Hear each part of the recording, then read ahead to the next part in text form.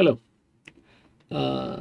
നമ്മുടെ union budget 2026 കഴിഞ്ഞ ദിവസം പാർലമെൻറ്റിൽ finance minister Shrimati Nirmala Sitharaman present ചെയ്യുകയുണ്ടായി. സോ ആ ബഡ്ജറ്റിൽ എടുത്തു പറഞ്ഞ ചില പ്രധാനപ്പെട്ട ഡയറക്റ്റ് ടാക്സിലെ ഇൻകം ടാക്സിലെ ഹൈലൈറ്റ്സ് ആണ് നമ്മളിന്ന് ഈ ഒരു സെഷനിൽ ഡിസ്കസ് ചെയ്യുന്നത്. സോ ഓവറോൾ ഏറ്റവും പ്രധാനമായി സ്ട്രെസ് ചെയ്ത് പറഞ്ഞ ഒരു കാര്യം, നമ്മുടെ രാജ്യം പുതിയ ഇൻകം ടാക്സ് നിയമത്തിലേക്ക് മാറുകയാണ്. ഇൻകം ടാക്സ് ആക്ട് 2025 ഈ വരുന്ന ഏപ്രിൽ 1 മുതൽ നിലവിൽ വരും എന്നാണ് അറിയിച്ചത്. അത് കഴിഞ്ഞ ബഡ്ജറ്റിൽ തന്നെ പറയുകയുണ്ടായി. പക്ഷേ അന്ന് നമുക്ക് നിയമം പൂർണ്ണമായി വന്നിരുന്നില്ല. അതിനുശേഷം നിയമം അവർ പുറത്തുവിട്ടു, നിയമത്തിൻ്റെ ഡ്രാഫ്റ്റ് പുറത്തുവിട്ടു, പിന്നെ അതിനെ ഫൈനലൈസ് ചെയ്തു. ഇപ്പോൾ ഈ ബഡ്ജറ്റ് ആയപ്പോഴത്തേക്കും ആ ഒരു വർഷത്തിനിടയിൽ ഗവൺമെൻറ് സ്ട്രെസ് ചെയ്ത് പറഞ്ഞു ഈ വരുന്ന ഏപ്രിൽ 1 മുതൽ, അതിന് വേറെ യാതൊരു തരത്തിലുള്ള എക്സ്റ്റൻഷനും ഇല്ല.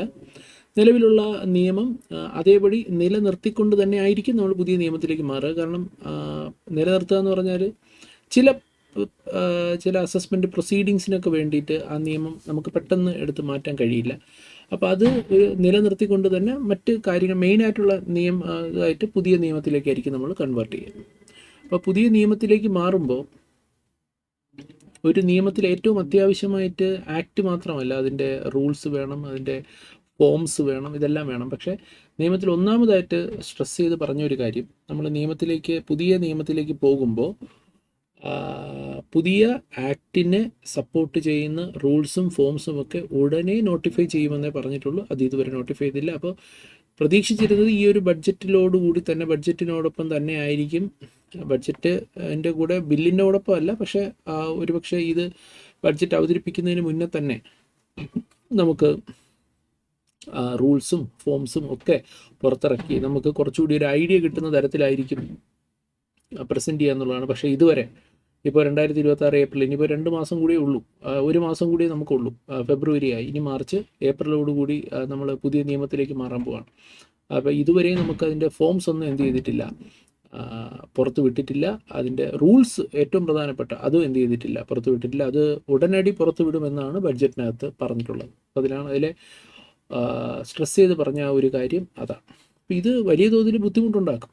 ഇപ്പോൾ റൂൾസൊക്കെ പുറത്ത് വന്നാൽ മാത്രമേ, ഇപ്പോൾ നമ്മൾ പ്രാക്ടീസിൻ്റെ കേസിൽ മാത്രമല്ല, ഈവൻ പഠിക്കുന്ന കുട്ടികളെ പറ്റിയായിരുന്നാലും, ഇനി വരുന്ന പ്രൊഫഷണൽ എക്സാമിനേഷൻ അറ്റൻഡ് ചെയ്യാൻ പോകുന്ന കുട്ടികളെ സംബന്ധിച്ചായിരുന്നാലും, ഇപ്പോൾ നമ്മൾ ആ ഒരു മേഖലയും കൂടെ കവർ ചെയ്ത് വേണമല്ലോ നമുക്ക് സംസാരിക്കുമ്പോൾ പറയാനായിട്ട്. അപ്പോൾ അടുത്ത വരുന്ന അറ്റംപ്റ്റിൽ പരീക്ഷ എഴുതാൻ പോകുന്ന കുട്ടികൾക്ക് ഈ നിയമമായിരിക്കും ബാധകമാവുക. മെയ് 2027 CA എക്സാമിനേഷനൊക്കെ ഈ നിയമത്തെ അടിസ്ഥാനപ്പെടുത്തിയായിരിക്കും വന്നിട്ടുള്ളത്. പക്ഷേ റൂൾസ് പുറത്ത് വരാതെ അത് ബുദ്ധിമുട്ടായിരിക്കും. അപ്പോൾ അത് എക്സാമിനേഷനെയും ബാധിക്കാൻ സാധ്യതയുണ്ട്. പണ്ട് കമ്പനി ലോയും ഇതുപോലെയൊക്കെ തന്നെ ആയിരുന്നു. കമ്പനി ലോ 2013 വന്നപ്പോൾ സപ്പോർട്ടിംഗ് ആയിട്ടുള്ള റൂൾസ് ഇല്ലായിരുന്നു. അതിൻ്റെയൊക്കെ ബുദ്ധിമുട്ട് അന്ന് 2013 ഉണ്ടായിരുന്നു. അത് ഇൻകം ടാക്സ് നിയമത്തിലും ഉണ്ടാവാതിരിക്കട്ടെ. കമ്പനി ലോ പോലെ അല്ല ഇൻകം ടാക്സ് നിയമം, കുറച്ചുകൂടി വലിയ നിയമമാണ്, വലിയ ആപ്ലിക്കബിലിറ്റി ഉള്ള നിയമമാണ്. അപ്പോൾ അതിൻ്റേതായിട്ടുള്ള പ്രശ്നങ്ങളും അതിൻ്റെ സിവിയറിറ്റി വളരെ കൂടുതലായിരിക്കും എന്നുള്ളതാണ്. യെസ്.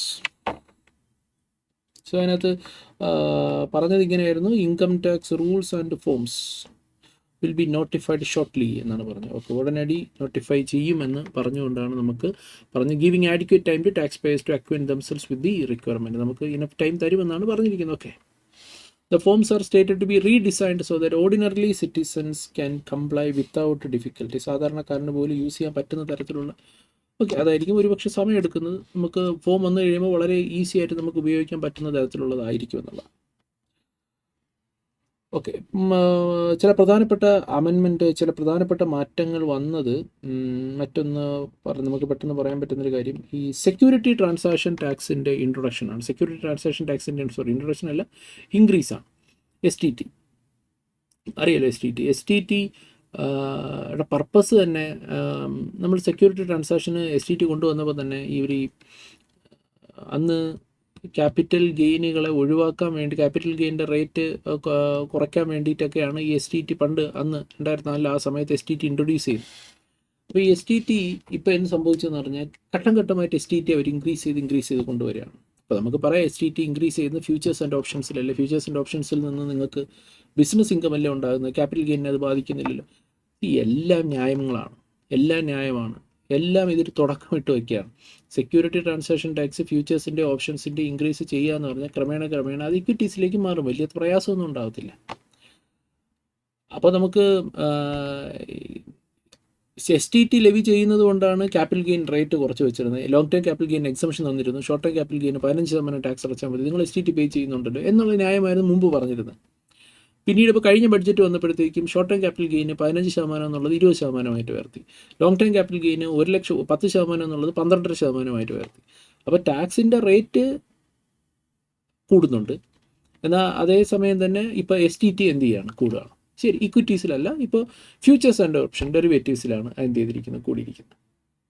അപ്പോൾ ഒരു സാധാരണ മനുഷ്യൻ, ഒരു സാധാരണ റീറ്റെയിൽ ഇൻവെസ്റ്ററെ സംബന്ധിച്ച് അവൻ സ്റ്റോക്ക് മാർക്കറ്റിലൂടെ വരുമാനം ഉണ്ടാക്കണ്ട. ഇത് തന്നെയാണ് ഗവൺമെൻറ്റിൻ്റെ പ്രഖ്യാപിതമായിട്ടുള്ള ഒരു സ്റ്റേറ്റ്മെൻ്റ് എന്ന് അവർ സ്റ്റേറ്റ്മെൻറ്റാണ്. നിങ്ങൾ സ്റ്റോക്ക് മാർക്കറ്റ് സാധാരണക്കാരന് പറ്റിയൊരു സംഭവമല്ല.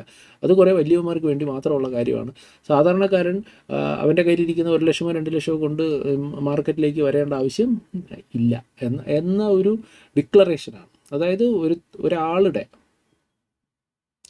ട്രേഡ് ചെയ്യാനുള്ള അല്ലെങ്കിൽ ഒരു ആളുടെ ബിസിനസ് ചെയ്യാനുള്ള അവകാശത്തെ പോലും ചോദ്യം ചെയ്യുന്ന തരത്തിലാണ് ഇപ്പോൾ ഇത്തരത്തിലുള്ള നടപടികൾ വന്നിരിക്കുന്നത്. എന്തൊരു ഇൻക്രീസാണ് ഇതിനകത്ത് വന്നിരിക്കുന്നത്. ഇപ്പോൾ ഈ ഒരു പ്രഖ്യാപനത്തിന് ശേഷം മാർക്കറ്റിൽ വന്നിരിക്കുന്ന വലിയൊരു ഇടിവ്, മാർക്കറ്റ് ശക്തമായിട്ടുള്ളൊരു ഇടിവുണ്ടായി. മാർക്കറ്റിൽ ആ ശക്തമായിട്ടുള്ളൊരു ഇടിവിൽ വലിയ തോതിലുള്ള നഷ്ടം ഉണ്ടായിട്ടുള്ള ആൾക്കാരുണ്ട്. പോട്ടെ, അതൊക്കെ മാർക്കറ്റ് സംബന്ധമായിട്ടുള്ള സ്റ്റോക്ക് മാർക്കറ്റ് സംബന്ധമായിട്ടുള്ള കാര്യങ്ങളാണ്. അങ്ങനെ ഇടിഞ്ഞിട്ടുണ്ടെങ്കിൽ അതിൻ്റെ ഇരട്ടിയായിട്ട് ഇന്നത്തെ ദിവസം ഞാൻ ഈ റെക്കോർഡ് ചെയ്യുന്ന ദിവസം അത് കയറിയിട്ടുണ്ട്. ഇന്ത്യ US ട്രേഡ് ഡീലിനുമായി ബന്ധപ്പെട്ടിട്ടുള്ള പോസിറ്റീവ് ന്യൂസുകൾ വന്നപ്പോൾ അത് ഗംഭീരമായിട്ട് മാർക്കറ്റ് തിരിച്ചു ഉയരുകയുണ്ടായി. അപ്പം മാർക്കറ്റിൽ അതൊക്കെ കയറ്റോ ഇറക്കോ എല്ലാം സ്വാഭാവികമായിട്ടുള്ള കാര്യമാണ്. പക്ഷേ നോക്കൂ, ഇതിൽ വന്നിരിക്കുന്ന വ്യത്യാസം എന്താണെന്ന് വെച്ചാൽ STTയിൽ ഫ്യൂച്ചേഴ്സ് ട്രേഡ് ചെയ്യുമ്പോൾ ഫ്യൂച്ചേഴ്സ് ട്രേഡ് ചെയ്യുമ്പോൾ വരുന്ന STTയിൽ വന്നിരിക്കുന്നതിൻ്റെ വ്യത്യാസമാണ് ഹ്യൂജ് ഇൻക്രീസാണ് വന്നിരിക്കുന്നത്. 0.02% നിന്ന് 0.05%ലേക്കാണ് വരുന്നത്. അപ്പോൾ ഈ STT ഫ്യൂച്ചേഴ്സൊക്കെ ട്രേഡ് ചെയ്യുന്ന ആൾക്കാർക്ക് അതറിയാം, അവർക്ക് വരുന്ന ചാർജസ് എത്ര രൂപയാണ് ഇതുകൊണ്ട് ഇൻക്രീസ് ആവാൻ പോകുന്നതെന്നുള്ളത്. പിന്നെ ചെറിയ എമൗണ്ടിലൊന്നും ആയിരിക്കില്ല ട്രേഡ് നടക്കുന്നത്. ട്രേഡ് എന്ന് പറഞ്ഞാൽ അത്യാവശ്യം നല്ലൊരു ക്വാണ്ടിറ്റിയിലായിരിക്കും ട്രേഡ് നടക്കുന്നത്, നല്ലൊരു എമൗണ്ടിലായിരിക്കും ട്രേഡ് നടക്കുന്നത്. അപ്പോൾ ഈ പെർസെൻറ്റേജിൽ വന്നിരിക്കുന്ന ചേഞ്ച് വലിയ തോതിൽ എന്ത് ചെയ്യുന്നുണ്ട്? ബാധിക്കുന്നുണ്ട്. അതുപോലെ തന്നെ ഓപ്ഷൻ ട്രേഡിങ്ങിൽ വന്നിരിക്കുന്ന വ്യത്യാസം, ഓപ്ഷൻ ട്രേഡിങ്ങിലും ഇതേ STTയിൽ വ്യത്യാസം വന്നിട്ടുണ്ട്. ഞാനിവിടെ എഴുതിയിട്ടുണ്ട്. 0.1% അല്ലെങ്കിൽ 0.125% ആയിരുന്നു. ഒന്ന് ഓപ്ഷൻ ട്രേഡ്, ഒന്ന് ഓപ്ഷൻ എക്സസൈസ് ചെയ്യുമ്പോൾ ഉള്ള ഒരു കാര്യമാണ് ഇതിനകത്ത് പറഞ്ഞിരുന്നത്. ആ ഒരു റേറ്റിൽ നിന്ന് 0.15%ലേക്കുള്ള ഒരു ഹ്യൂജ് ഇൻക്രീസാണ് വന്നിരിക്കുന്നത്. അപ്പോൾ നമ്മൾ കാണുമ്പോൾ അത് ദശാംശം എന്നല്ലേ, പക്ഷെ അതങ്ങനെയല്ല. അത് നിങ്ങൾ എമൗണ്ടിലേക്ക് അതിനെ കൺവേർട്ട് ചെയ്ത് വരുമ്പോഴത്തേക്കും അതൊരു വലിയ ചേഞ്ചാണ്. ഒരു ട്രേഡർക്ക് മാത്രമേ അത് മനസ്സിലാവത്തുള്ളൂ. അയാളുടെ കയ്യിൽ നിന്ന് പോകുന്ന തുകയിൽ വരുന്ന ഒരു ഹ്യൂജ് ഇമ്പാക്റ്റ് എന്താണെന്നുള്ളത് ഒരു ട്രേഡർക്ക് മാത്രമേ മനസ്സിലാവത്തുള്ളൂ. അപ്പോൾ പരമാവധി റീറ്റെയിൽ ട്രേഡേഴ്സിനെ ഇന്ത്യൻ സ്റ്റോക്ക് മാർക്കറ്റിൽ നിന്ന് അടിച്ച് പുറത്താക്കുക എന്ന ലക്ഷ്യമാണ് ഇതിൻ്റെ പുറകിലുള്ളത്. കാരണം ഒരു ഇൻ്റർവ്യൂവിൽ തന്നെ നമ്മുടെ ഫിനാൻസ് മിനിസ്റ്റർ പറഞ്ഞിട്ടുണ്ട്, ഈ സാധാരണക്കാരന് വേണ്ടിയിട്ടാണ് ഈ പറയുന്ന ഡെറിവേറ്റീവ് മാർക്കറ്റ്. അപ്പോൾ അതാണ് മനസ്ഥിതി. അപ്പോൾ പിന്നെ നമ്മൾ അതിനകത്ത് പിന്നെ കൂടുതൽ സംസാരിച്ചിട്ടും കാര്യമില്ല. അപ്പോൾ ഇങ്ങനെയുള്ള കാര്യങ്ങളൊക്കെ ഇനിയും നമുക്ക് പ്രതീക്ഷിക്കാവുന്നത് തന്നെയാണ്. യെസ്, അപ്പോൾ അതാണ് STTയിൽ വന്നിരിക്കുന്ന ഒരു വ്യത്യാസം. മറ്റൊരു വ്യത്യാസം വന്നിരിക്കുന്നത് TCS റേറ്റുകൾ ഏകീകരിച്ചു എന്നുള്ളതാണ്. TCS റേറ്റുകൾ മിക്കവാറും എല്ലാം 2%ലേക്ക് കൊണ്ടെത്തിച്ചിട്ടുണ്ട്. പല റേറ്റുകൾ ഉണ്ടായിരുന്നതെല്ലാം 2%ലേക്ക് കൊണ്ടുവന്നിട്ടുണ്ട് എന്നുള്ളതാണ്. അപ്പോൾ പ്രത്യേകിച്ച് നമ്മുടെ വിദേശത്തേക്കുള്ള റെമിറ്റൻസുകൾ, അതുപോലെ തന്നെ ടൂർ പാക്കേജുകൾ, ഇതിൻ്റെയൊക്കെ നമ്മൾ പർച്ചേസ് ചെയ്യുമ്പോൾ വിദേശ ടൂർ പാക്കേജ്, ഇതിനെല്ലാത്തിനും നമുക്ക് 5% മുതൽ 20% വരെയൊക്കെയാണ് നമുക്ക് TCS റേറ്റ് ഉണ്ടായിരുന്നത്. അപ്പോൾ 5% എന്നൊക്കെ ഉള്ളത് ഇപ്പോൾ 2% കുറച്ചിട്ടുണ്ട് എന്നുള്ളതാണ് ഒരു പോസിറ്റീവ് വശം. So budget proposes to reduce TCS rate to 2% on sale of overseas tour program package, replacing the existing rate of 5% without any threshold. The further TCS rate for remittance for education and medical purpose under liberalized remittance scheme proposed to be reduced from 5% to 2%. അതുപോലെ വിദേശത്തേക്ക് നമ്മൾ education പർപ്പസിനും medical പർപ്പസിനും ഒക്കെ നമ്മൾ അയക്കുമ്പോൾ 5% എന്നുള്ളത് ഇപ്പോൾ 2% കുറച്ചിട്ടുണ്ട്. പിന്നെ ലോൺ എടുത്താണ് വിദ്യാഭ്യാസത്തിന് വേണ്ടി അയക്കുന്നത് 0.5%, അതിൽ മാറ്റമൊന്നുമില്ല. അത് ഓൾറെഡി കുറവ് തന്നെയാണ്, അത് അങ്ങനെ തന്നെ മെയിൻറ്റെയിൻ ചെയ്തിട്ടുണ്ട്. പിന്നെ ചില പ്രോഡക്റ്റുകളുടെ വിൽപ്പനയുടെ മേളിൽ TCS ഉണ്ടായിരുന്നു. ആൽക്കഹോളിക് മദ്യം വിൽക്കുമ്പോൾ TCS റേറ്റ് ഉണ്ടായിരുന്നു. അത് ഇൻക്രീസ് ചെയ്തിട്ടുണ്ട്. അത് 1%-ൽ നിന്ന് 2%-ലേക്ക് ഇൻക്രീസ് ചെയ്തിട്ടുണ്ട്. അതുപോലെ തന്നെ ചില മിനറൽസ് ലൈക്ക് കോൾ, ലിഗ്നൈറ്റ്, ഇങ്ങനെയൊക്കെയുള്ള സംഭവങ്ങളെല്ലാം 1%-ൽ നിന്ന് 2%-ലേക്ക് പോയിട്ടുണ്ട്. അതുപോലെ സ്ക്രാപ്പ്, അയൺ ഓർ ഇതെല്ലാം തന്നെ 1%-ൽ നിന്ന് 2%-ലേക്ക് ഇൻക്രീസ് ചെയ്തിട്ടുണ്ടെന്നുള്ളതാണ്. 10 ലീവ്സ് അത് റേറ്റ് കുറയ്ക്കാനുണ്ടായത് 5%-ൽ നിന്ന് 2%-ലേക്ക് എന്ത് ചെയ്തിട്ടുണ്ട്? റെഡ്യൂസ് ചെയ്തിട്ടുണ്ട്. മറ്റൊരു പ്രധാനപ്പെട്ട വ്യത്യാസം വന്നിരിക്കുന്നത് ഇൻകം ടാക്സ് റിട്ടേൺ ഫയൽ ചെയ്യുന്ന ഡ്യൂ ഡേറ്റ്. പുതിയ നിയമത്തിനകത്ത് ഇൻകം ടാക്സ് റിട്ടേൺ ഫയൽ ചെയ്യുന്ന ഡ്യൂ ഡേറ്റ് ചേഞ്ച്. ഇപ്പോൾ നിലവിൽ നമുക്ക് നോൺ ഓഡിറ്റ് കേസുകളാണെങ്കിൽ 31 ജൂലൈ ആയിരുന്നു. ITR 1-നും ITR 2-നും ഇപ്പോഴും 31 ജൂലൈ തന്നെ, അതിൽ മാറ്റമൊന്നുമില്ല. ITR 3 ഉപയോഗിക്കുന്നവർ നോൺ ഓഡിറ്റ് കേസുകൾ PGBP ഇൻകം ഡിക്ലെയർ ചെയ്യുന്ന ആൾക്കാർ, ITR 3 ഉപയോഗിക്കുന്ന ആൾക്കാർ, അതുപോലെ തന്നെ ട്രസ്റ്റുകൾ, ഇവർക്കെല്ലാം തന്നെ റിട്ടേൺ ഫയൽ ചെയ്യേണ്ട ഡ്യൂ ഡേറ്റ് എന്ന് പറയുന്നത് 31 ഓഗസ്റ്റിലേക്ക് എക്സ്റ്റെൻഡ് ചെയ്ത് കൊടുത്തിട്ടുണ്ട്. ഓക്കെ, അപ്പോൾ അത് അങ്ങനെയാണ്. പക്ഷേ ഓഡിറ്റിനെ സംബന്ധിച്ച് ഒന്നും പറയുന്നില്ല. ഓഡിറ്റിൽ വലിയൊരു അടി വന്നിട്ടുണ്ട്. ഓഡിറ്റിൻ്റെ കേസിൽ ചാർട്ടേഡ് അക്കൗണ്ടൻസിൻ്റെ എന്താണ് ഒരു ശരിക്കും പേടിപ്പിക്കുന്ന തരത്തിൽ, CA-ക്കാരെ ശരിക്കും വിറപ്പിക്കുന്ന തരത്തിലുള്ള ഒരു വലിയൊരു അമെൻമെൻറ്റ് ഇത്തവണ വന്നിട്ടുണ്ട്. We will discuss that. So ഇതാണ് നമുക്ക് ഇൻകം ടാക്സ് റിട്ടേൺ ഫയൽ ചെയ്യുന്ന ഡ്യൂ ഡേറ്റിൽ വന്നിരിക്കുന്ന വ്യത്യാസം. ITR 1-ഉം 2-ഉം പഴയതുപോലെ തന്നെ 31 ജൂലൈ ആണ്. അതിപ്പോൾ 31 ഓഗസ്റ്റിലേക്ക്. ITR 3 എന്നുള്ളത് നോൺ ഓഡിറ്റ് കേസുകളും ട്രസ്റ്റുകളുടെ കേസിലും അത് 31 ഓഗസ്റ്റിലേക്ക് എക്സ്റ്റെൻഡ് ചെയ്തിരിക്കുന്നു എന്നുള്ളതാണ് വന്നിരിക്കുന്ന മാറ്റം. പിന്നീട് ഏറ്റവും രസകരമായ ഒരു സംഭവം എന്താണ് ഈ ഉദ്ദേശിക്കുന്നത് എന്നുള്ളതൊന്നും ഒന്നും മനസ്സിലാവാത്തൊരു കാര്യമാണ് ഈ ബൈ ബാക്ക് ഓഫ് ഷെയർസ്. കഴിഞ്ഞ ബഡ്ജറ്റിൽ സംഭവിച്ചൊരു കാര്യമാണ്. കഴിഞ്ഞതിന് മുന്നിൽ നടന്ന ബഡ്ജറ്റിൽ, കഴിഞ്ഞതിന് മുന്നിലത്തെ 2024 ബഡ്ജറ്റിൽ വന്നിരിക്കുന്ന ഒരു മാറ്റം. ഈ ബൈബാക്ക് ഷെയർ നടന്നത്, ഷെയർസ് ബൈബാക്ക് വരുന്ന സമയത്ത് ബൈബാക്ക് ചെയ്ത് നമുക്ക് വരുന്ന കാശ് മുഴുവൻ നിങ്ങൾ ഡിവിഡൻഡ് ഇൻകമായിട്ട് കണക്കാക്കാൻ പറഞ്ഞു. ബൈബാക്ക് ചെയ്ത് കിട്ടുന്ന മുഴുവൻ നിങ്ങൾ ഡിവിഡൻഡ് ഇൻകമായിട്ട് കണക്കാക്കാൻ പറഞ്ഞു. അപ്പോൾ അതിനെ 222F എന്ന് പറയുന്ന സെക്ഷൻ കൊണ്ടുവന്നു. 222F എന്നുള്ള സെക്ഷൻ വഴി ഡീംഡ് ഡിവിഡൻഡ് ആക്കി മാറ്റിയായിരുന്നു. എന്നിട്ട് ഈ ബൈബാക്കിൻ്റെ മേളിൽ ക്യാപിറ്റൽ ഗെയിൻ ഇല്ല. ക്യാപിറ്റൽ ഗെയിൻ നിങ്ങൾ കമ്പ്യൂട്ട് ചെയ്യേണ്ട. ഷെയറിൻ്റെ പർച്ചേസ് പ്രൈസ് നിങ്ങൾക്ക് ലോങ് ടേം ക്യാപിറ്റൽ ലോസ് ആയിട്ട് കണക്കാക്കാം എന്ന് പറഞ്ഞു. ഓക്കെ, എന്നിട്ട് ആ ലോങ് ടേം ക്യാപിറ്റൽ ലോസ് ആയിട്ട് നിങ്ങൾക്ക് കണക്കാക്കാം. അപ്പോൾ അതിൻ്റെ കോസ്റ്റ് ഓഫ് അക്വിസിഷൻ മുഴുവൻ നിങ്ങൾക്ക് ക്യാപിറ്റൽ ലോസ് ആയിട്ട് മാറാം. ഈ വിറ്റ് കിട്ടുന്ന ഈ ബൈബാക്കിലൂടെ കിട്ടുന്ന അത് മുഴുവൻ നിങ്ങൾക്ക് എന്താണ് ഡിവിഡൻഡ് ഇൻകമായിട്ട് നിങ്ങൾ എന്ത് ചെയ്യണം? കണക്കാക്കണം. ബൈബാക്കിൽ നിങ്ങൾക്ക് കിട്ടുന്ന തുക ഡിവിഡൻഡ് ഇൻകമായിട്ട് എന്ത് ചെയ്യണം? കണക്കാക്കണം. കോസ്റ്റ് ഓഫ് ബൈബാക്ക് നടക്കുമ്പോൾ കിട്ടുന്ന തുക ഡിവിഡൻഡ് ഇൻകമായിട്ട് കണക്കാക്കണം. ആ ഷെയറിൻ്റെ കോസ്റ്റ് ഓഫ് അക്വിസിഷൻ നിങ്ങൾക്ക് ക്യാപിറ്റൽ ലോസ്, ലോങ് ടൈം അല്ലെങ്കിൽ ഷോർട്ട് ടൈം ക്യാപിറ്റൽ ലോസ് ആയിട്ട് അത് നിങ്ങൾക്ക് അഡ്ജസ്റ്റ് ചെയ്യാനും പറ്റത്തില്ല അവരുടെ. ഇപ്പോൾ നിങ്ങൾക്ക് വേറെ ക്യാപിറ്റൽ ഗെയിൻ ഒന്നും ഇല്ലാന്നുണ്ടെങ്കിൽ എന്ത് സംഭവിക്കും? നിങ്ങൾക്ക് ഈ പറയുന്ന ലോസ് ക്യാരി ഫോർവേഡ് ചെയ്ത് പോകുക എന്നുള്ളതേ ഉള്ളൂ. അത് വേറെ ഒരു ക്യാപിറ്റൽ ഗെയിനും വന്നില്ല എന്നുണ്ടെങ്കിൽ അത് ലാപ്സ് ആയി പോവുകയും ചെയ്യും. ഈ ഡീംഡ് ഡിവിഡൻഡ് ഇൻകമാണ്. ഡിവിഡൻഡ് ഇൻകം അത് അതർ സോഴ്സിലോട്ട് പോകുമ്പോൾ അതിന് വേറെ ടാക്സബിലിറ്റി വരും. സോ അങ്ങനെ ഉണ്ടായിരുന്ന സംഭവമാണ്. ഇപ്പം ഇവർക്ക് ബോധോദയമുണ്ട്, ഇത് വീണ്ടും തിരിച്ചുകൊണ്ടു. അപ്പോൾ കഴിഞ്ഞ തവണയൊക്കെ ടാക്സ് അടച്ച ആൾക്കാർ എന്ത് ചെയ്യും? എന്തിനാണ് ഇങ്ങനെയൊക്കെ ചെയ്യുന്നത്? നമ്മളാരും ഇതിനെപ്പറ്റിയൊക്കെ സംസാരിക്കാനൊന്നും ആൾക്കാരല്ല. പക്ഷേ ഇതൊക്കെ കാണുമ്പോൾ നമ്മളിത് കാണുന്ന ആൾക്കാരല്ലേ, നമ്മളിത് പഠിപ്പിക്കുന്ന ആൾക്കാരല്ലേ ഈ വിഷയങ്ങളൊക്കെ. അപ്പോൾ നമ്മളിതൊക്കെ ചോദിച്ചു പോകുന്നതാണ്, അല്ലാതെ ആരെയും കുറ്റപ്പെടുത്തുന്ന സംഭവമല്ല ഇതൊന്നും. അത് നമ്മൾ അതിനൊന്നും കുറ്റപ്പെടുത്താനും നമ്മൾ ആൾക്കാരല്ല എന്ന് തന്നെ വെച്ചോളൂ. നമ്മളൊരു സാധാരണ ടാക്സ് പേയർ ഈ രാജ്യത്ത് അത്ര അങ്ങനെ കണ്ടുകൊണ്ട് സംസാരിക്കുന്ന. ഇപ്പോൾ ഇതാ നോക്കി, ബൈബാക്കിൻ്റെ സമയത്ത് നമുക്ക് കിട്ടുന്ന കാശ് വീണ്ടും തിരിച്ച് അതിന് ക്യാപിറ്റൽ ഗെയിൻ കാൽക്കുലേറ്റ് ചെയ്യണമെന്ന് പറഞ്ഞ് വന്നിരിക്കുകയാണ്. So finance bill 2026 proposes to tax consideration received by on buyback of shares under the head capital gain instead of treating it as dividend income. അപ്പോൾ ഇനി ഡിവിഡൻഡ് ഇൻകം അല്ല, അപ്പോൾ ഇത് എടുത്ത് കളഞ്ഞു. അപ്പോൾ ഇനി ഇത് വേണ്ട. യെസ്, ഇൻ കേസ് ഓഫ് ഇനി ഇതിൻ്റെ ടാക്സ് റേറ്റിലും വ്യത്യാസം വന്നു. അപ്പോൾ ഈ പ്രൊമോട്ടർ ഈ പറയുന്ന ബൈബാക്കിലൂടെ പ്രൊമോട്ടർ ലാഭം ഉണ്ടാക്കാതിരിക്കുക, ഡിസ്ഇൻസെൻറ്റിവൈസ് ചെയ്യാൻ വേണ്ടിയിട്ട് പ്രൊമോട്ടേഴ്സാണ് ഇത് ചെയ്യുന്നതെങ്കിൽ അവർക്ക് അതിൽ നിന്ന് വരുന്ന ടാക്സ് റേറ്റ് ഇപ്പോൾ ഷോർട്ട് ടേം ആണെന്നുണ്ടെങ്കിൽ 20% ടാക്സ് വരില്ല, അതിൻ്റെ കൂടെ ഒരു 10% ടാക്സ് കൂടെ അടയ്ക്കണം എന്ന് പറയുമ്പോൾ ഒരു 30% വരെ എന്ത് ചെയ്യേണ്ടി വരും, ടാക്സ് പേ ചെയ്യേണ്ടി വരും. ഇപ്പോൾ ലോങ് ടേം ആണെങ്കിൽ 12.5 അടയ്ക്കണം, അതിൻ്റെ കൂടെ 17.5% കൂടി എക്സ്ട്രാ അടയ്ക്കണം. അപ്പോൾ ഒരു 30% ടാക്സാണ് അവർക്ക് അടയ്ക്കേണ്ടി വരിക ഇൻ കേസ് ഓഫ് പ്രൊമോട്ടേഴ്സ്. ഈ ബൈബാക്കിലൂടെ വരുന്ന ക്യാപിറ്റൽ ഗെയിൻ്റെ കാര്യമാണ് പറയുന്നത്. ഓക്കെ, ഇനി ഈ പ്രൊമോട്ടർ എന്ന് പറയുന്ന കമ്പനികളാണെന്നുണ്ടെങ്കിൽ അവർക്ക് അത് 22% അവർക്ക് ടാക്സ് അടയ്ക്കേണ്ടത്. അപ്പോൾ പ്രൊമോട്ടർ എന്ന് പറയുന്നത് നോൺ കോർപ്പറേറ്റ് ആണെന്നുണ്ടെങ്കിൽ 30%, കോർപ്പറേറ്റ്സ് ആണെങ്കിൽ 22% ഇപ്പോൾ നിലവിൽ ഫിക്സ് ചെയ്തിരിക്കുന്ന ടാക്സ് റേറ്റ്.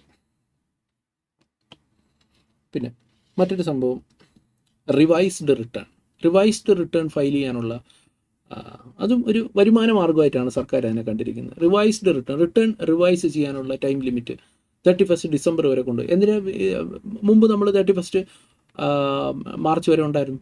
31 മാർച്ച് വരെ നമ്മൾ ഫയൽ ചെയ്തുകൊണ്ടിരുന്നതാണ് 31. അതിനെ എടുത്ത് 31 ഡിസംബർ ആക്കി. നിനക്ക് റിവൈസ് റിട്ടേൺ ഫയൽ ചെയ്യാൻ നിനക്ക് ഇനി സമയമില്ല. ഓക്കെ, ഇങ്ങനെ ഇട്ട് ഞെരുക്കി, എന്നിട്ട് 31 ഡിസംബർ ആക്കി. ഇപ്പോൾ ഇതാ പറയുന്നു, ശരി നമ്മൾ അതിനെ അങ്ങ് മാറ്റി തന്നിരിക്കുകയാണ്. 31 ഡിസംബറിൽ നിന്ന് മാറ്റി തിരിച്ച് വീണ്ടും നിനക്ക് 31 മാർച്ച് വരെ നിനക്ക് എന്ത് ചെയ്യാം, റിവൈസ് റിട്ടേൺ ഫയൽ ചെയ്യാം. പക്ഷേ നീ ഫൈൻ അടയ്ക്കണം. അപ്പോൾ 31 ഡിസംബർ വരെ തന്നെയാണ് ഇപ്പോഴും സമയം. പക്ഷേ നിനക്ക് വേണേൽ 3 മാസം കൂടെ നമ്മൾ തരാം. പക്ഷേ നീ എന്ത് ചെയ്യണം, ഫൈൻ അടയ്ക്കണം. എന്താ സ്നേഹം. ഇപ്പോൾ നമ്മൾ റിവൈസ് റിട്ടേൺ തെറ്റിപ്പോയി, നീ ഫയൽ ചെയ്തോ, കുഴപ്പമൊന്നുമില്ല. മറ്റേ പിടിച്ചുപറി ഒഴിവാക്കാൻ വേണ്ടിയിട്ടാണ്. ഇതിനകത്തൊരു പ്രശ്നം ഉണ്ടായിരുന്നു. ഒന്നും കാണാതൊന്നുമല്ല. 31 ഡിസംബർ കഴിഞ്ഞാൽ പിന്നെ നമുക്ക് റിട്ടേൺ റിവൈസ് ചെയ്യാൻ പറ്റില്ല. അപ്പോൾ നമ്മൾ ഏതിലേക്ക് പോകേണ്ടി വരും, അപ്ഡേറ്റഡ് റിട്ടേണിൽ ഒന്നും നടക്കില്ല. അങ്ങനെയായിരുന്നു പറഞ്ഞിരുന്നത്. ഇപ്പോൾ അപ്ഡേറ്റഡ് റിട്ടേണിലും ഇതിന് വേണ്ടിയിട്ട് മാറ്റങ്ങൾ ഇപ്പോൾ ഈ ബഡ്ജറ്റ് തന്നെ ഉണ്ട്. Will discuss that. സോ എന്തൊക്കെയാണ് ലക്ഷ്യങ്ങളെന്നുള്ളത് എല്ലാം മനസ്സിലാക്കേണ്ടവർ മനസ്സിലാക്കും. യെസ്, കഴിവുള്ളവർ മനസ്സിലാക്കുക എന്ന് പറഞ്ഞതുപോലെ. ഓക്കെ, അപ്പോൾ ഇവിടെ ഇപ്പോൾ പറയുകയാണ് 5 ലക്ഷം രൂപയ്ക്ക് താഴെയാണെങ്കിൽ നീ 1000 രൂപ ഫൈൻ അടയ്ക്കണം, നിനക്ക് റിവൈസ് ചെയ്യാം. 5 ലക്ഷത്തിന് മേളിലാണെങ്കിൽ നീ 5000 രൂപ ഫൈൻ അടച്ച് നിനക്ക് എന്ത് ചെയ്യാം, റിവൈസ് ചെയ്യാം. മികച്ച തീരുമാനം.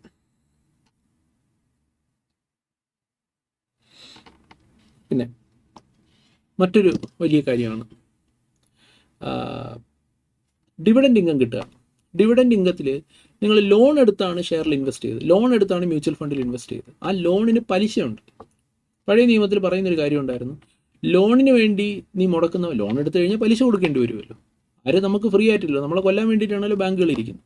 അപ്പോൾ നമ്മളൊരു ഇൻവെസ്റ്റ്മെൻറ്റ് ഓപ്പർച്യൂണിറ്റി കാണുമ്പോൾ നമ്മൾ എന്ത് ചെയ്യുകയാണ്, നല്ലൊരു ഇൻവെസ്റ്റ്മെൻറ്റ് ഓപ്പർച്യൂണിറ്റി നമ്മൾ ചിലപ്പോൾ എന്ത് ചെയ്യുന്നുണ്ട്, ചെറിയ വല്ല സ്വർണ്ണമോ ഇതൊക്കെ പണയം വെച്ചിട്ടൊക്കെ നമ്മളൊരു ലോൺ എടുത്തിട്ടുണ്ടാവും. ആ ലോൺ എടുത്ത് നമ്മൾ ഷെയറിൽ ഇൻവെസ്റ്റ് ചെയ്തു, and we are getting dividend. പഴയ നിയമത്തിൽ പറയുന്നുണ്ട്, സെക്ഷൻ 57 പറയുന്നൊരു കാര്യം ഉണ്ടായിരുന്നു, ഈ ലോണിന് നീ മുടക്കുന്ന പലിശ, ലോണിന് വേണ്ടി നീ ചിലവാക്കുന്ന പലിശ നിൻ്റെ ഡിവിഡൻഡ് ഇൻകത്തിൽ നിന്ന് കുറയ്ക്കാം. ബട്ട് ടു സർട്ടൻ ലിമിറ്റ്, അതിന് ലിമിറ്റ് ഉണ്ട്.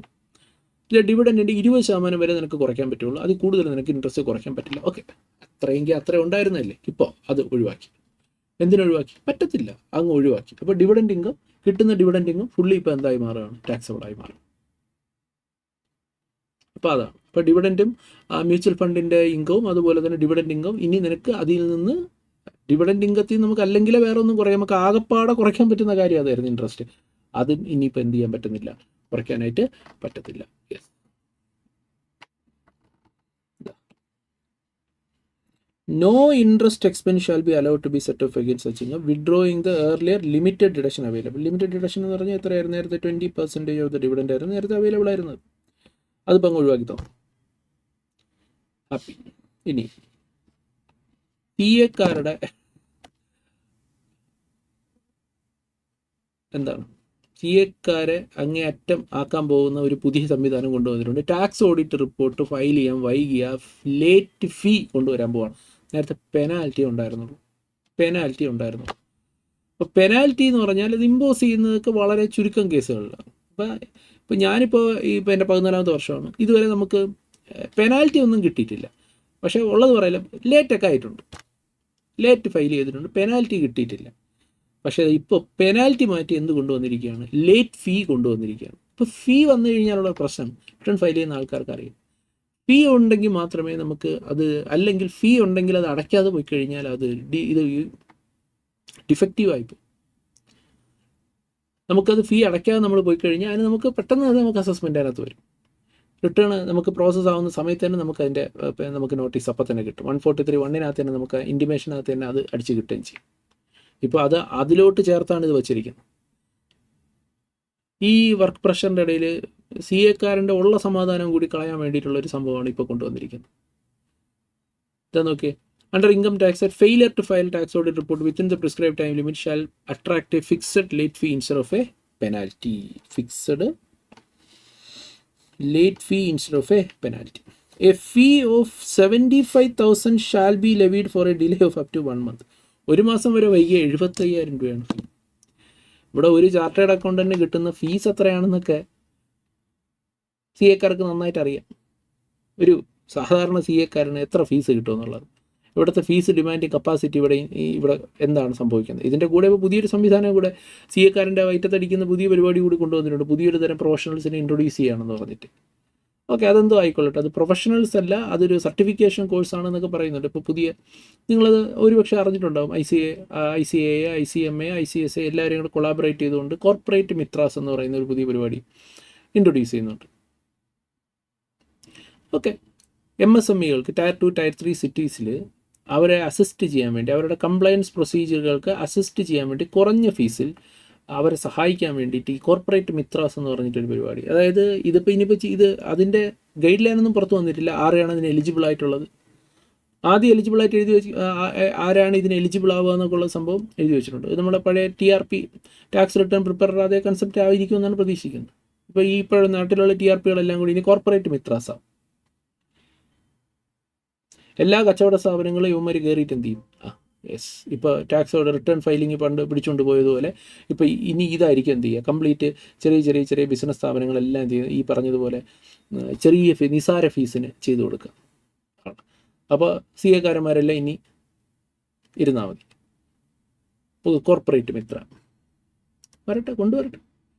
നമ്മൾക്കിനി എന്ത് ജോലി ചെയ്ത് ജീവിക്കും ഈ നാട്ടിൽ CA എന്ന് പറഞ്ഞിട്ട്? കാരണം പറഞ്ഞിരിക്കുന്നത് എന്താണ്, ഈ CA ചാർജ് ചെയ്യുന്ന ഫീസ് കൂടുതലാണ്, MSMEക്ക് താങ്ങാൻ പറ്റുന്നില്ല. അങ്ങനെയാണോ റിയാലിറ്റി ഈ നാട്ടിൽ? ഇവർ ഏത് CA കണ്ടുകൊണ്ടാണ് ഇത് പറയുന്നത്? ഏത് ചാർട്ടേഡ് അക്കൗണ്ടിനെ കണ്ടുകൊണ്ടാണ് ഇവിടുത്തെ ഫീസ് വാങ്ങുന്നത് കുറവാണ് കൂടുതലാണെന്നൊക്കെ? ഓരോ സ്ഥലത്തും ഫീസ് വളരെ കുറവ് തന്നെയാണ്, ഡിമാൻഡിങ് പവർ വളരെ കുറവാണ്. ചാർട്ടേഡ് അക്കൗണ്ടൻസ് അങ്ങോട്ടും ഇങ്ങോട്ടും പണി വെച്ചിട്ട് ഫീസ് വളരെ കുറവാണ്. ചെറിയ ഫീസിന് ഇപ്പം തന്നെ ഈ ഫീസ് അണ്ടർ കട്ടിങ് എന്ന് പറയുന്ന വലിയൊരു വിഷയമാണ്. CA-കാർക്കിടയിൽ ഫീസ് അണ്ടർ കട്ടിങ് വലിയൊരു വിഷയമാണ്. അണ്ടർ കട്ട് ചെയ്ത് വർക്ക് പിടിച്ചുകൊണ്ട് പോകുന്നൊരു സെനാരി ഇപ്പം തന്നെ ഉണ്ട്. ഇപ്പോൾ അങ്ങോട്ടും ഇങ്ങോട്ടും CA-കാർ പാര വെച്ചുകൊണ്ടിരിക്കുകയായിരുന്നു. ഇപ്പോൾ കോർപ്പറേറ്റ് മിത്രാസ് വഴി പണി ഇപ്പോൾ വരാൻ പോവാണ്. ഇൻലൈനാണ്, കിട്ടിക്കോളും എല്ലാത്തിനും. പുതിയ വികസിത ഭാരതത്തിൻ്റെ ആണിതൊക്കെ ഇപ്പോൾ കണ്ടുകൊണ്ടിരിക്കുന്നത്. And ₹1,50,000 for a delay exceeding 1. ഒരു മാസം കഴിഞ്ഞ് അത് 1.5 ലക്ഷം രൂപയാക്കി തന്നിട്ടുണ്ട്. So this amendment replaces the earlier പെനാൽറ്റിയെ റീപ്ലേസ് ചെയ്തുകൊണ്ടാണ് ഈ പറയുന്ന ലേറ്റ് ഫീ സംവിധാനം കൊണ്ടുവന്നിരിക്കുന്നത്. പിന്നെ NRIസിന് പ്രോപ്പർട്ടി ബൈ ചെയ്യുന്ന കേസിൽ നമുക്ക് ടാൻ റിക്വയർമെൻറ്റ് ഒഴിവാക്കിയിട്ടുണ്ട്. നല്ലൊരു കാര്യമാണ്, നമ്മളത് പറയണം. അപ്പോൾ ടാൻ ഇല്ലാതെ തന്നെ നമുക്കിനി NRIസിന് നമുക്ക് ടാക്സ് നമ്മളിപ്പോൾ നിലവിൽ 26 QB ചെയ്ത് ഈ പറയുന്ന റിട്ടേൺ 26 QB വഴി നമ്മൾ ടാക്സ് ക്രെഡിറ്റ് കൊടുക്കുന്നത് പോലെ തന്നെ TDS ഫയൽ ചെയ്യുന്ന പോലെ തന്നെ നോൺ റെസിഡൻറ്റിൻ്റെ കേസിലും നമുക്ക് ടാൻ എടുക്കാതെ തന്നെ നമുക്ക് ഇനി മുതൽ ടാക്സ് പേയ്മെൻറ്റ് നടക്കുമ്പോൾ ടാക്സ് കട്ട് ചെയ്ത് അടയ്ക്കാനായിട്ട് സാധിക്കുന്നു എന്നുള്ളത് ഒരു റിലീഫ് മെഷർ തന്നെയാണ്. നമ്മുടെ നാട്ടിൽ പ്രോപ്പർട്ടി വിൽപ്പന കുറച്ചുകൂടി സ്പീഡപ്പ് ആക്കും എന്നുള്ളതാണ്. ITRU update return permitted for loss return. നിങ്ങൾ ലോസ് റിട്ടേൺ ഫയൽ ചെയ്യുന്ന ആൾക്കാരാണെങ്കിൽ, നേരത്തെ ലോസ് ആണെന്നുണ്ടെങ്കിൽ അപ്ഡേറ്റ് റിട്ടേൺ ഫയൽ ചെയ്യാൻ പറ്റില്ലായിരുന്നു. ഇപ്പോൾ അതായത് ലോസ് കാണിക്കാൻ വേണ്ടി അപ്ഡേറ്റ് റിട്ടേൺ ഫയൽ ചെയ്യാൻ പറ്റത്തില്ലായിരുന്നു. ഇപ്പോൾ ലോസ് നിങ്ങൾക്ക് കാണിക്കാം. നേരത്തെ ഓൾറെഡി ലോസ് കാണിച്ചിട്ടുള്ള ആളാണെന്നുണ്ടെങ്കിൽ ആ ലോസ് കുറച്ച് കാണിക്കാൻ വേണ്ടി നിങ്ങൾക്ക് ഏത് ഉപയോഗിക്കാം, update return will be allowed to file update return even where the original return was a loss return provided update return result in reduction of the loss. Reduction of the loss earlier claimed. ആ ഒരു മാറ്റം വന്നിരിക്കുകയാണ്. Then പിന്നെ ഒരു point വന്നിരിക്കുന്നത് ഈ PF ESI ഒക്കെ employee contribution, നമ്മൾ എംപ്ലോയീസിൻ്റെ കയ്യിൽ നിന്ന് കളക്ട് ചെയ്തെടുക്കുന്ന തുക അത് കൃത്യമായി അക്കൗണ്ടിലേക്ക് കൃത്യസമയത്തിനുള്ളിൽ ഡെപ്പോസിറ്റ് ചെയ്തെങ്കിൽ ഈ എംപ്ലോയിയുടെ കയ്യിൽ നിന്ന് നമ്മൾ പിരിച്ചെടുക്കുന്ന തുക നമുക്ക് ഇൻകമായിട്ട് ട്രീറ്റ് ചെയ്യണം എന്ന് സെക്ഷൻ 2 പഴയ നിയമത്തിലെ 2(22) പറയുന്നുണ്ട്.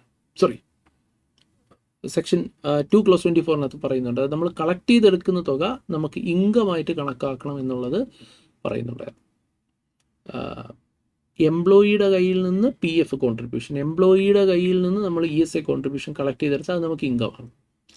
ഈ കളക്ട് ചെയ്തെടുത്ത ഇൻകം അത് നമുക്ക് ഇൻകമായിട്ട് ട്രീറ്റ് ചെയ്യണം. നമ്മുടെ ലൈബിലിറ്റി അല്ല, ഇൻകമായിട്ട് കണക്കാക്കണം. ഇത് നമ്മൾ കൃത്യസമയത്ത് കൊണ്ട് അക്കൗണ്ടിലേക്ക് ഡെപ്പോസിറ്റ് ചെയ്താൽ, കൃത്യമായ അക്കൗണ്ടിലേക്ക് ഡെപ്പോസിറ്റ് ചെയ്താൽ അത് നിങ്ങൾക്കതൊരു നിങ്ങളുടെ ബിസിനസ് എക്സ്പെൻഡിച്ചറായി കണക്കാക്കാം. അല്ലെങ്കിൽ ഏത് ഹെഡിലാണോ നിങ്ങളിത് അതർ സോഴ്സ് ആയിട്ടാണ് ട്രീറ്റ് ചെയ്തെങ്കിൽ ഇതൊരു അതർ സോഴ്സ് എക്സ്പെൻഡിച്ചറായിട്ട് കണക്കാക്കാം 57 പ്രകാരം.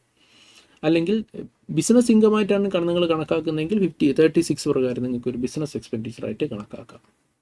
പക്ഷേ നിങ്ങൾ കൃത്യസമയത്തിനുള്ളിൽ എന്ത് ചെയ്തിരിക്കണം? ഡെപ്പോസിറ്റ് ചെയ്തിരിക്കണം. കൃത്യം എന്ന് പറഞ്ഞാൽ PFലേക്ക് ഒരു മാസം ഇടുന്നതിന് ഡ്യൂ ഡേറ്റ് ഉണ്ടല്ലോ, ആ ഡ്യൂ ഡേറ്റിനുള്ളിൽ you need to deposit that. നിങ്ങൾ അങ്ങനെ ചെയ്തിട്ടുണ്ടെങ്കിൽ അത് നിങ്ങൾക്കൊരു ബിസിനസ് എക്സ്പെൻഡിച്ചറായിട്ട് കണക്കാക്കാം. പക്ഷെ അതിലിപ്പോൾ ഒരു അമെൻമെൻറ്റ് വന്നു. അത് പറയുന്നത് നിങ്ങൾ എംപ്ലോയിയുടെ കയ്യിൽ നിന്ന് കളക്ട് ചെയ്തെടുക്കുന്ന തുക കൃത്യമായി അവിടെ ഡെപ്പോസിറ്റ് ചെയ്തില്ല, ആ പറഞ്ഞിരിക്കുന്ന ഡ്യൂ ഡേറ്റിൽ ഡെപ്പോസിറ്റ് ചെയ്തില്ലെങ്കിലും കുഴപ്പമില്ല. നിങ്ങൾ എപ്പോൾ ഡെപ്പോസിറ്റ് ചെയ്താൽ മതി? ഇൻകം ടാക്സ് റിട്ടേൺ ഫയൽ ചെയ്യുന്ന ഡ്യൂ ഡേറ്റിന് മുന്നേ ഡെപ്പോസിറ്റ് ചെയ്ത്. അതായത് ഓൾറെഡി എംപ്ലോയർ കോൺട്രിബ്യൂഷൻ ഡെപ്പോസിറ്റ് ചെയ്യുന്നതിനുള്ള ലാസ്റ്റ് ഡേറ്റ്, ഡിസലവൻസ് വരാതിരിക്കാനുള്ള ലാസ്റ്റ് ഡേറ്റ് അസസ്മെൻറ്റ് ഇയറിൽ റിട്ടേൺ ഫയൽ ചെയ്യുന്ന ഡ്യൂ ഡേറ്റ് ആയിരുന്നു. അതിപ്പോൾ എംപ്ലോയി കോൺട്രിബ്യൂഷൻ്റെ കാര്യത്തിലും അത് തന്നെ ആക്കി ഏകീകരിച്ചിരിക്കുകയാണ്. അതായത് ഈ എംപ്ലോയി കോൺട്രിബ്യൂഷൻ എംപ്ലോയർ കളക്ട് ചെയ്തെടുത്ത് അവൻ മറ്റാവശ്യങ്ങൾക്ക് വേണ്ടിയിട്ട് ഇനി റോള് ചെയ്താൽ പോലും അവന് പേടിക്കാനൊന്നുമില്ല, അവന് ഡിസലവൻസ് വരില്ല എന്നുള്ളതാണ് അതിലും തെളിഞ്ഞിരിക്കുന്നത്. ഇതാരെ സപ്പോർട്ട് ചെയ്യാൻ വേണ്ടിയിട്ടാണ് ഇങ്ങനെ ഒരു നിയമം കൊണ്ടുവന്നത്? ഇതെന്തിനു വേണ്ടിയിട്ടാണ് ഇതിങ്ങനെ ചെയ്തിരിക്കുന്നത്?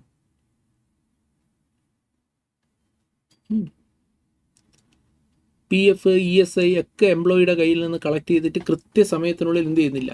ഡെപ്പോസിറ്റ് ചെയ്യുന്നില്ല. അത്രയും കാലം എംപ്ലോയർക്ക് ആ തുക എടുത്ത് എന്ത് ചെയ്യാം? റോൾ ചെയ്യാം. എംപ്ലോയിയുടെ പൈസ അക്കൗണ്ടിൽ വന്നിട്ടില്ല. അതായത് 2026 ഏപ്രിലിൽ എംപ്ലോയിയുടെ കയ്യിൽ നിന്ന് കളക്ട് ചെയ്യുന്ന തുക എപ്പോൾ ഡെപ്പോസിറ്റ് ചെയ്താലും മതി. 2027 ജൂലൈ 31 അല്ലെങ്കിൽ 2027 ഒക്ടോബർ 31 മുന്നേ എന്ത് ചെയ്താൽ മതി? ഡെപ്പോസിറ്റ് ചെയ്താൽ മതി. ഇപ്പോൾ ഓഗസ്റ്റ്, ജൂലൈ അല്ല ഓഗസ്റ്റ് ആവും. ഓഗസ്റ്റ് അല്ലെങ്കിൽ ഒക്ടോബർ 31 മുമ്പ്. അപ്പോൾ എത്ര നാൾ അവന് കയ്യിൽ വെക്കാമെന്നുള്ളതാണ്. യെസ്, നോക്കെ. The union budget 2026 proposes that employee contribution to PF, ESI and other welfare funds shall be allowed as a deduction if deposited on or before the due date of filing income tax return.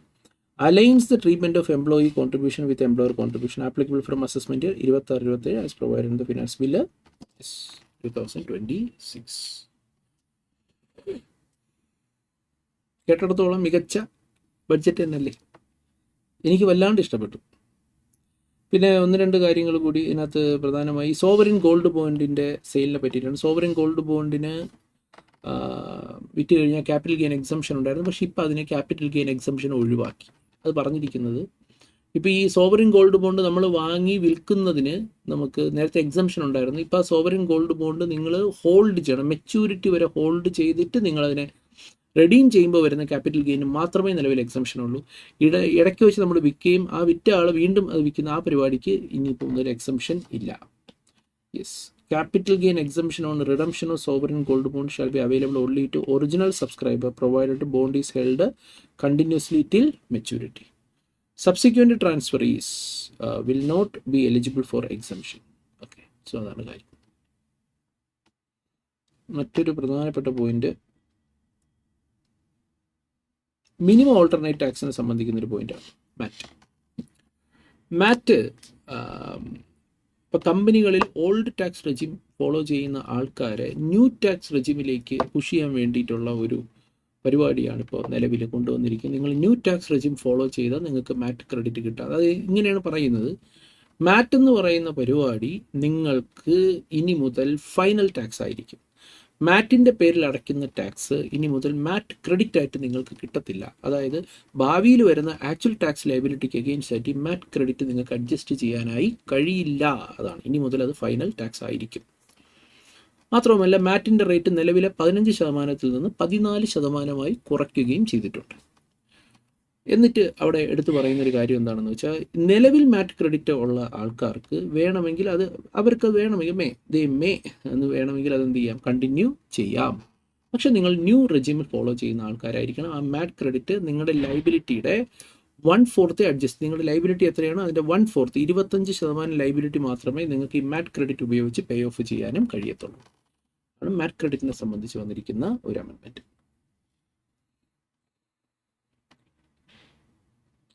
മറ്റൊരു income ടാക്സിൽ പ്രധാനപ്പെട്ട ഒരു amendment updated return. Updated റിട്ടേണിൽ വന്നിരിക്കുന്ന മറ്റൊരു പ്രധാനപ്പെട്ട amendment എന്താണെന്ന് വെച്ചാൽ, ഇപ്പം നിലവിൽ നിങ്ങൾക്ക് കഴിഞ്ഞു പോയ 4 വർഷങ്ങളിലെ റിട്ടേൺ അപ്ഡേറ്റഡ് ആയിട്ട് ഫയൽ ചെയ്യാം എന്ന് നിങ്ങൾക്കറിയാം അല്ലേ. ഇപ്പോൾ നിങ്ങൾ അറിയാം 25%, 50%, 60%, 70% അഡീഷണൽ ടാക്സ് അടച്ച് നിങ്ങൾക്ക് എന്ത് ചെയ്യാം, അപ്ഡേറ്റഡ് റിട്ടേൺ ഫയൽ ചെയ്യാം എന്നുള്ളത് കഴിഞ്ഞ മുമ്പിലത്തെ ബഡ്ജറ്റിൽ തന്നെ ഈ സംഭവം വന്നിട്ടുണ്ടായിരുന്നു. സോ അപ്ഡേറ്റഡ് റിട്ടേൺ ഫയൽ ചെയ്യാനുള്ള ഫെസിലിറ്റി നമുക്ക് കൂട്ടി തന്നിട്ടുണ്ട്. ഇപ്പോൾ ഒരു പുതിയ സംഭവം കൂടി വന്നിട്ടുണ്ട്. അതായത് നേരത്തെ പറയുന്നുണ്ടായിരുന്നു, നിങ്ങൾക്കെതിരെ ഒരു റീ അസസ്മെൻറ്റ് പ്രൊസീഡിങ് ഇനിഷ്യേറ്റ് ചെയ്തിട്ടുണ്ടെങ്കിൽ നിങ്ങൾക്ക് അപ്ഡേറ്റഡ് റിട്ടേൺ എന്ത് ചെയ്യാൻ പറ്റത്തില്ല, ഫയൽ ചെയ്യാനായിട്ട് കഴിയില്ല. റീ അസസ്മെൻറ്റ് പ്രൊസീഡിങ് ഇനിഷ്യേറ്റ് ചെയ്തിട്ടുണ്ടെങ്കിൽ അത് നിങ്ങൾക്കെതിരെ നിങ്ങൾക്ക് അപ്ഡേറ്റഡ് റിട്ടേൺ ഫയൽ ചെയ്യാൻ പറ്റത്തില്ല എന്ന് പറയുന്നുണ്ടായിരുന്നു. ഇപ്പോൾ പറയുകയാണ്, നിങ്ങൾക്കെതിരെ റീ അസസ്മെൻറ്റ് പ്രൊസീഡിങ് ഇനിഷ്യേറ്റ് ചെയ്താലും നിനക്ക് എന്ത് ചെയ്യാം, അപ്ഡേറ്റഡ് റിട്ടേൺ ഫയൽ ചെയ്യാം. പക്ഷേ നീ എന്ത് ചെയ്യണം, നീ ഇപ്പോൾ ഓൾറെഡി 4 വർഷം കഴിഞ്ഞു, നിനക്കിപ്പോൾ 70%, നിനക്കിപ്പോൾ വേണമെങ്കിൽ 70% അഡീഷണൽ ടാക്സോട് കൂടി നിനക്ക് അപ്ഡേറ്റഡ് റിട്ടേൺ ഫയൽ ചെയ്യാം. ആ ഒരു അവസ്ഥയിൽ നിൽക്കുമ്പോൾ നിനക്കതൊരു റീ അസസ്മെൻറ്റ് വന്നു. അപ്പോൾ നിനക്ക് അപ്ഡേറ്റഡ് റിട്ടേൺ നിലവിൽ നിനക്ക് ഫയൽ ചെയ്യാൻ പറ്റില്ലായിരുന്നു. ഇപ്പോൾ ഈ ബഡ്ജറ്റിൽ ഈ പുതിയ പ്രപ്പോസൽ പറയുന്നത് എന്താണെന്ന് വെച്ചാൽ, നിനക്ക് ഈ 70% പേ ചെയ്ത് പ്ലസ് ഒരു 10% കൂടി എന്ന് പറയുമ്പോൾ 80% പേ ചെയ്താൽ നിനക്ക് എന്ത് ചെയ്യാം, ഈ അപ്ഡേറ്റഡ് റിട്ടേൺ ഫയൽ ചെയ്യാം. അതാണ് പുതുതായിട്ട് വന്നിരിക്കുന്ന മാറ്റം. മനസ്സിലായോ? അപ്പോൾ അപ്ഡേറ്റഡ് റിട്ടേൺ നമ്മളെ കൊണ്ട് അതായത് അസസ്മെൻറ്റിനൊന്നും താല്പര്യമില്ല. അപ്പോൾ ഇനി മുതൽ നിങ്ങൾക്കെതിരെ അസസ്മെൻറ്റ് ഈ പറയുന്ന നോട്ടീസ് എല്ലാം ഇപ്പോൾ എല്ലാം ഓട്ടോമേറ്റഡ് ആണ്. നോട്ടീസൊക്കെ അങ്ങ് പ്രതീക്ഷിച്ചോണം. നോട്ടീസ് ചറപറാന്ന് വരുന്ന നോട്ടീസിന് നമ്മൾ എന്ത് ചെയ്താൽ മതി, കൃത്യമായി പേടിക്കേണ്ട ആവശ്യമൊന്നുമില്ല. വല്ലതും അടയ്ക്കാനുണ്ടെന്നുണ്ടെങ്കിൽ മൊത്തം എഴുതി കൂട്ടി അടയ്ക്കാനുള്ള ടാക്സും കാൽക്കുലേറ്റ് ചെയ്ത് അഡീഷണൽ ടാക്സും കാൽക്കുലേറ്റ് ചെയ്ത് അതിൻ്റെ മേളിൽ ഒരു എക്സ്ട്രാ 10% കൂടി ചേർത്ത് എന്ത് ചെയ്താൽ മതി, അഡീഷണൽ 10% കൂടി ചേർത്ത് അടച്ചിട്ടുണ്ടെങ്കിൽ നിന്നെ വെറുതെ വിടുന്ന കാര്യം ആലോചിക്കാം. അതാണ് ഓക്കെ.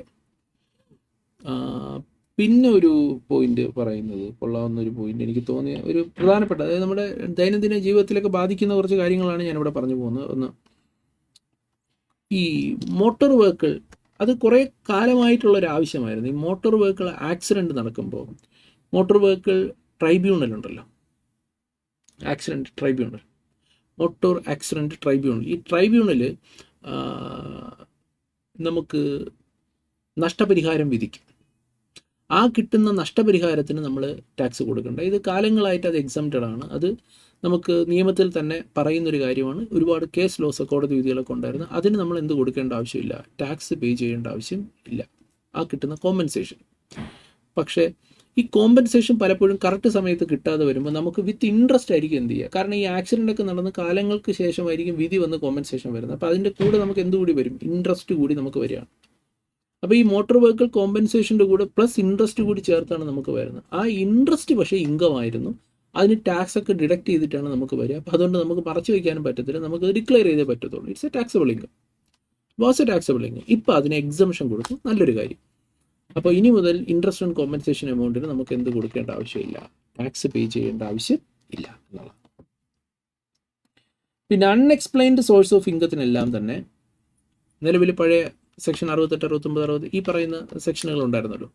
68, 69, 69A മുതൽ 69E വരെയുള്ള സെക്ഷൻസ് ഉണ്ട്. 115BB സെക്ഷൻ പ്രകാരം 60% ഈ അൺഡിസ്ക്ലോസ്ഡ് ഇൻകം എന്നാണ് നമ്മൾ തന്നെ പറയാം. അൺഡിസ്ക്ലോസ്ഡ് ഇൻകത്തിനെല്ലാം നമ്മൾ 60% ടാക്സ് വരിക, പ്ലസ് 25% സർചാർജ്, അങ്ങനെയൊക്കെ ആയിരുന്നു ഉണ്ടായിരുന്നു. ഇപ്പോൾ അതിൻ്റെ റേറ്റ് 30% കുറച്ചിട്ടുണ്ട് എന്നുള്ളതാണ്. മാത്രമല്ല അതിൻ്റെ മേളിൽ സെപ്പറേറ്റ് പെനാൽറ്റി ഇനി മുതലില്ല. മെയിൻ പെനാൽറ്റി തന്നെയാണുള്ളത്. അതായത് നിങ്ങൾ ടാക്സ് മറച്ചു വെക്കുന്നതിന് നിങ്ങൾക്ക് ഹൈഡ് ചെയ്ത് വെച്ച ഇൻകത്തിൻ്റെ മേളിൽ പെനാൽറ്റി നിങ്ങൾക്ക് 200%, ടാക്സിൻ്റെ 200% വരെ പെനാൽറ്റി. അതിലേക്ക് ഇതിൻ്റെ പെനാൽറ്റി കൂടെ മെർജ് ചെയ്തിട്ടുണ്ട്. അപ്പോൾ 60%-ൽ നിന്ന് 30%-ലേക്ക് മാറ്റിയിട്ടുണ്ട്. 30% ഫ്രം 60%. പിന്നെ മാൻ പവർ സപ്ലൈ ഒരു വർക്കായിട്ട് പരിഗണിക്കും. അപ്പോൾ വർക്കായിട്ട് പരിഗണിക്കുമ്പോൾ നമ്മുടെ പഴയ സെക്ഷൻ 194C, പുതിയ സെക്ഷനകത്ത് 393 ആണ് സെക്ഷൻ. TDSനെല്ലാം ഒറ്റ സെക്ഷനാണ്. പിന്നെ അതിനെല്ലാം പുതിയ രീതിയിലെല്ലാം മാറ്റമുണ്ട്. അതിനെല്ലാം ഇപ്പോൾ ഷെഡ്യൂൾ വൈസാണ് TDS കൊടുത്തിരിക്കുന്നത്. അപ്പോൾ ഷെഡ്യൂളിനകത്ത് ഇന്ന പാരഗ്രാഫിനകത്താണ് അത് പറയുന്നത്. പുതിയ സെക്ഷൻ 393 എന്ന് പറയുമ്പോൾ അത് എല്ലാ ഇതിനും കൂടിയാണ്. എല്ലാ സെക്ഷനുകളും ഈ 390 TDSൻ്റെ എല്ലാം പുതിയ നിയമത്തിനകത്ത് 393-നകത്താണ് വരുന്നത്. ഓക്കെ, അപ്പോൾ അത് ഇനി മുതൽ സപ്ലൈ ഓഫ് മാൻ പവർ എന്ന് പറഞ്ഞു കഴിഞ്ഞാൽ വർക്കായിട്ട് കണക്കാക്കും. വർക്കാണെന്നുണ്ടെങ്കിൽ അതിന് നമ്മുടെ പഴയ 1%, 2% TDS റേറ്റ് ആണ്, 194Cയുടെ റേറ്റ് ആയിരിക്കും ഇവിടെ അപ്ലൈ ചെയ്യുന്നത്. പിന്നെ നമ്മൾ ഈ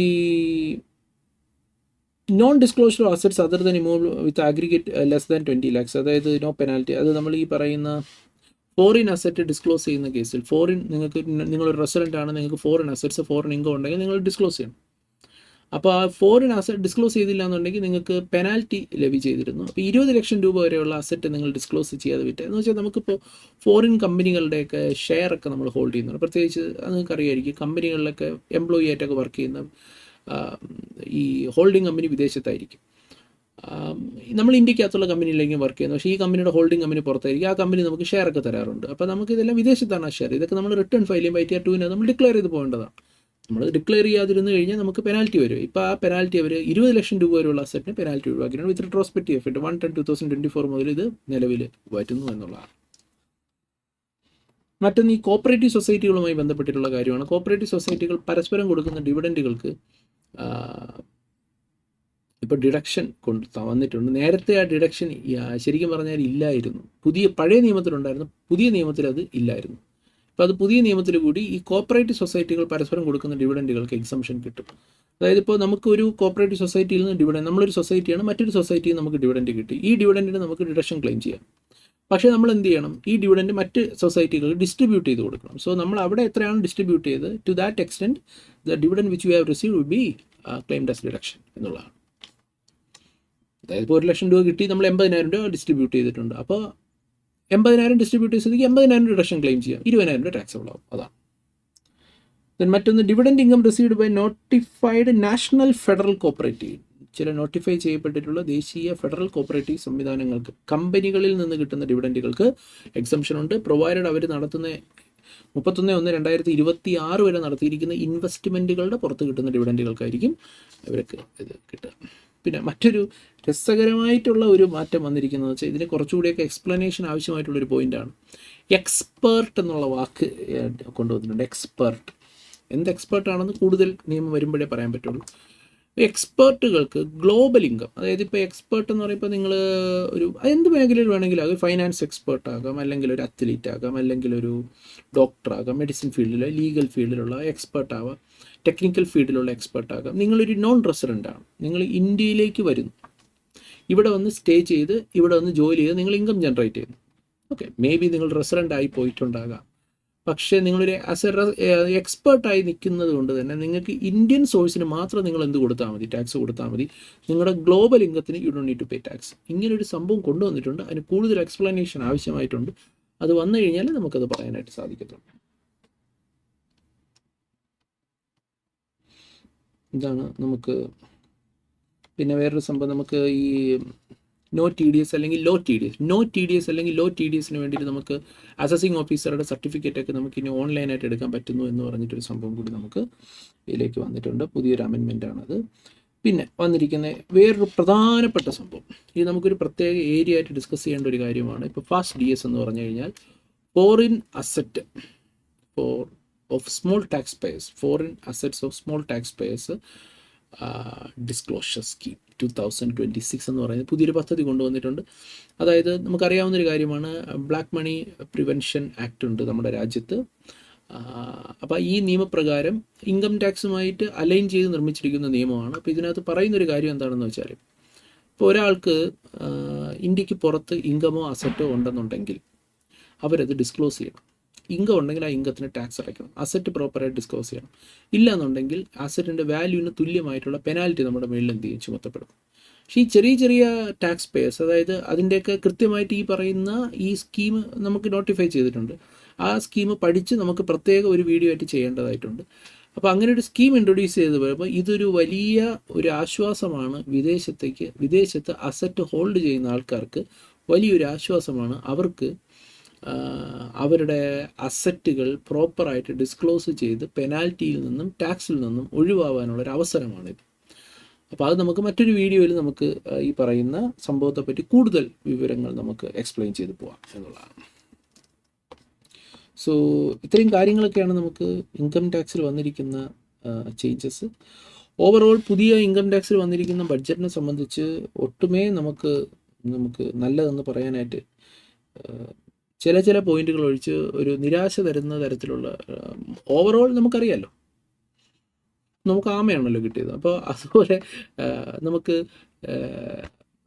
ഇൻകം ടാക്സിലേക്ക് വരുമ്പോഴും ഓവറോൾ നമുക്ക് അത്ര സുഖകരമല്ലാത്ത കുറേ കാര്യങ്ങളാണ്. അതായത് അതിൻ്റെ ഉള്ളിലുള്ള കാര്യങ്ങൾ, ഇപ്പോൾ ഇൻകം ടാക്സ് പഠിച്ചവർക്ക് അതിൻ്റെ ഉള്ളിലുള്ള കാര്യങ്ങൾ കുറേ കൂടിയൊക്കെ മനസ്സിലാവും. അത് മറ്റ് കണ്ണുകളിലൂടെ കാണുന്നവർക്ക് ചിലപ്പോൾ അത് മനസ്സിലാവണമെന്നില്ല. ഇത് ഏത് തരത്തിലാണ് ഒരു സാധാരണക്കാരനെ ബാധിക്കുക എന്നുള്ളത് നമുക്കത് വ്യക്തമായിട്ട് മനസ്സിലാവും. അപ്പോൾ ഓവറോൾ നമുക്ക് ആസ് എ മലയാളി നമുക്കൊന്നും ഇല്ല എന്ന് പറഞ്ഞതുപോലെ തന്നെയാണ് ഇതിനകത്തുള്ളത്. നമുക്ക് ഇൻകം ടാക്സിനകത്തും വലിയ നേട്ടങ്ങളൊന്നും നമുക്ക് പറയാനായിട്ട് ഇല്ല. പൊതുവെ ഓൾ ഓവർ ഇന്ത്യ സാധാരണക്കാരന് ഫേവറബിൾ അല്ലാത്ത ഒരു ബഡ്ജറ്റാണ് ഇപ്പോൾ വന്നിരിക്കുന്നത് ഇൻകം ടാക്സ് പെർസ്പെക്റ്റീവിൽ. യെസ്, ഇനി GSTയിൽ 1-2 കാര്യങ്ങൾ കൂടി പറയാം. GSTയിൽ വന്നിരിക്കുന്ന ഏറ്റവും പ്രധാനപ്പെട്ട ഒരു അമെൻമെൻറ്റ് എന്ന് വെച്ചാൽ പോസ്റ്റ് സെയിൽ ഡിസ്കൗണ്ടുമായി ബന്ധപ്പെട്ടിട്ടുള്ള ഒരു അമെൻമെൻറ്റാണ്. നമുക്ക് അറിയാവുന്നൊരു കാര്യമാണ്. സെക്ഷൻ 15(3) പോസ്റ്റ് സപ്ലൈ ഡിസ്കൗണ്ടുകളെ പറ്റി പറയുന്നുണ്ട്. പോസ്റ്റ് സപ്ലൈ ഡിസ്കൗണ്ടുകൾ കൊടുക്കണമെന്നുണ്ടെങ്കിൽ 3 കാര്യങ്ങൾ ഉണ്ടാവണമെന്ന് പറയുന്നുണ്ട്. ഒന്ന്, ഒരു പ്രയർ എഗ്രിമെൻ്റ് ഉണ്ടാവണം. സപ്ലയറും റെസിപ്പിയൻറ്റും തമ്മിലൊരു പ്രയർ എഗ്രിമെൻ്റ് ഉണ്ടാവണം. ഈ എഗ്രിമെൻറ്റ് പ്രകാരമായിരിക്കണം നമ്മൾ എന്ത് ചെയ്യേണ്ടത്, ഡിസ്കൗണ്ട് പ്രൊവൈഡ് ചെയ്യേണ്ടത്. അതിനുശേഷം സപ്ലയർ എന്ത് ചെയ്തിരിക്കണം, ഒരു ക്രെഡിറ്റ് നോട്ട് പ്രിപ്പയർ ചെയ്ത് കൊടുക്കണം.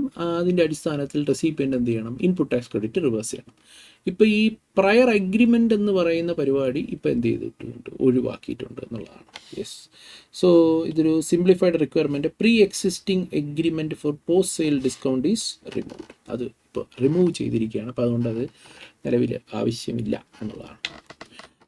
ഇൻ്റർമീഡിയറി, രണ്ടാമതൊരു സംഭവം പ്ലേസ് ഓഫ് സപ്ലൈയുമായി ബന്ധപ്പെട്ട് വന്നിരിക്കുന്നതാണ്. ഇൻ്റർമീഡിയറി സർവീസുകൾ ഇപ്പോൾ 13(8) പറയുന്നൊരു കാര്യം ഉണ്ടായിരുന്നു. നിങ്ങൾ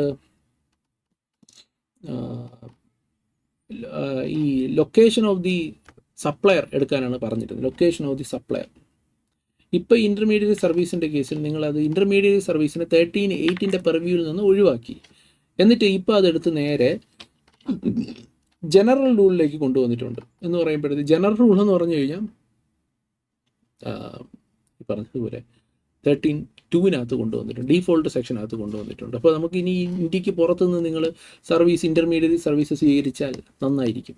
പുറത്തുനിന്ന് നിങ്ങൾ ഇൻ്റർമീഡിയറി സർവീസ് സ്വീകരിച്ചിട്ടുണ്ടെന്നുണ്ടെങ്കിൽ പ്ലേസ് ഓഫ് സപ്ലൈ ഇപ്പോൾ ഏതായിരിക്കും, ഇന്ത്യ ആയി മാറില്ല. കാരണം അതിനകത്ത് പറയുന്നത് 13(2) പ്രകാരം ഏതാണ് എടുക്കാൻ പറഞ്ഞിരിക്കുന്നത്, ലൊക്കേഷൻ ഓഫ് സർവീസ് റെസിപ്പിയൻ്റാണ് എടുക്കാൻ പറഞ്ഞിരിക്കുന്നത്.